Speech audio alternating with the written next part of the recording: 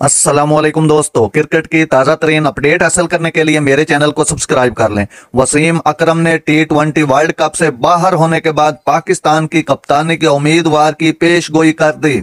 साबिक लेजेंड ने पीसीबी के अंदर अदम इस्तेहकाम और टीम के मुस्तकिल मिजाजी पर इसके असरात भी रोशनी डाली। पाकिस्तान के साबिक फास्ट बॉलर वसीम अकरम ने पाकिस्तान क्रिकेट बोर्ड पीसीबी के अंदर मुसलसल तनकीद और सियासी हलचल को बड़ी रुकावट करार देते हुए कौमी टीम में शामिल न होने पर राहत का इजहार किया। एक हिंदुस्तानी खेलों के प्लेटफॉर्म से बात करते हुए वसीम अकरम ने वर्ल्ड कप 2024 से कबल शाहीन अफरीदी को कप्तान के ओहदे से हटाने और पीसीबी की क़यादत में मुतवातिर तब्दीलियों से मुतल्लिक हालिया तनाज़ात का जिक्र किया।